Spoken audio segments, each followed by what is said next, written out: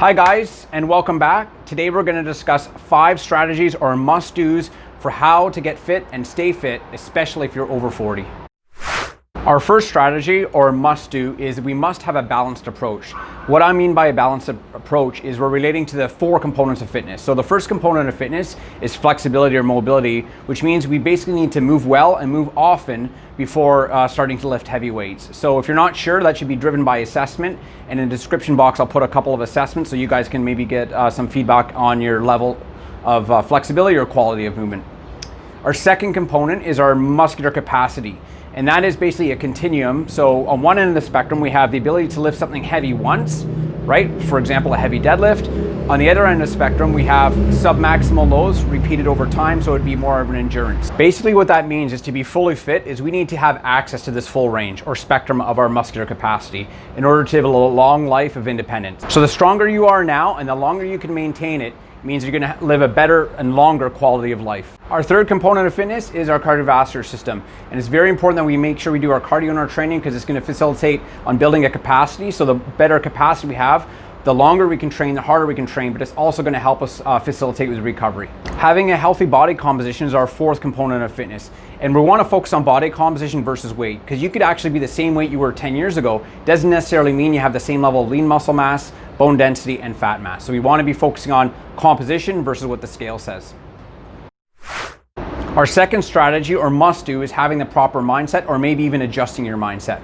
So the first adjustment that might need to be made is if you're a competitive nature, if you're played sports in high school or college, is that you can't compare yourself to what you used to do or others around you, okay? So maybe back in the day you were able to, deadlift 300 pounds for reps, but right now if you have trouble touching your toes without pain, that might be an indicator we might need to change our strategy just a little bit. Our second mindset adjustment might have to come from those who have actually never been fit before, and that's okay too. We want to get outside of the mindset that the past dictates the future, right? Focus on what we can control now, right? And take small action steps and focus on slow, steady progress.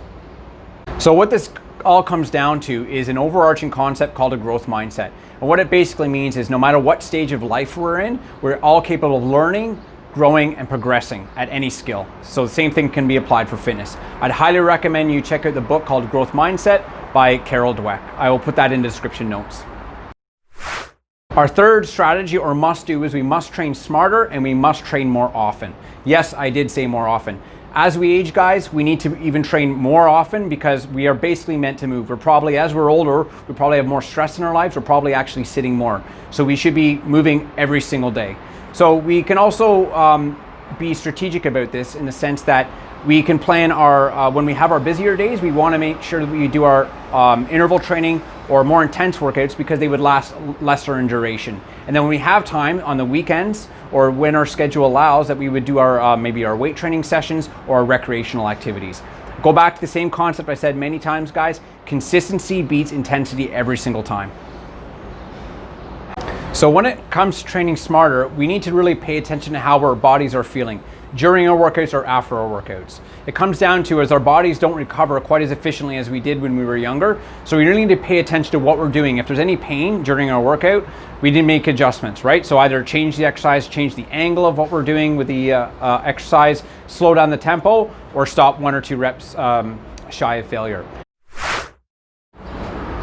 Our fourth must do is we absolutely must pay attention to our nutrition. So it goes back to no matter how fit we are or how much exercise we do, is we'll never be able to undo a poor diet, okay? So some basic rules of thumb is that when we're looking at nutrition strategies is that we want it to be long-term and sustainable. So if you're looking at a diet and it's a drastic change from what you're currently doing, the chances are it's not going to be sustainable. So that's one thing to think about. The second thing is we want to focus on a progress versus perfection. So I don't like saying there's any foods you can absolutely not eat. It's literally what you do 80-85% of the time are going to be what drive your results.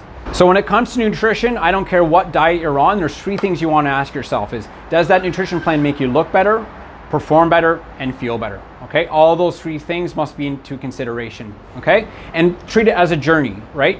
Experiment, find out what works for you. We're all different, we all have different goals, we all have different lifestyle factors. Find the plan that works for you. Just remember those 3 things should be considered. Our fifth must do is we must pay attention to our recovery.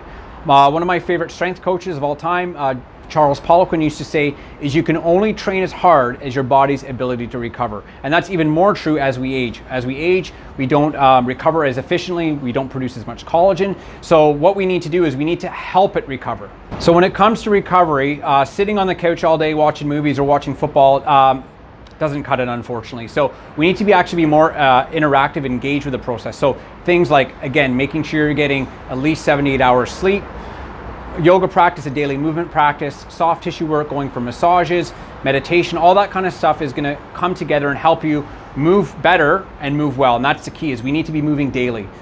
So to recap, our 5 must-dos is we must have a balanced approach, which we are addressing all 4 components of fitness.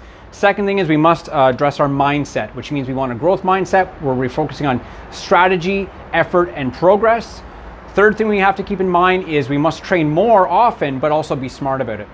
Fourth thing is nutrition. Remember, we can't outwork a poor diet, and that sound nutrition should make us look, feel, and perform better. Our last strategy or must do for getting fit over the age of 40 is we must pay attention to our recovery. Remember, the goal is to move well and move often. So if we have a daily practice where we can facilitate the recovery, we're going to be better able to move every single day.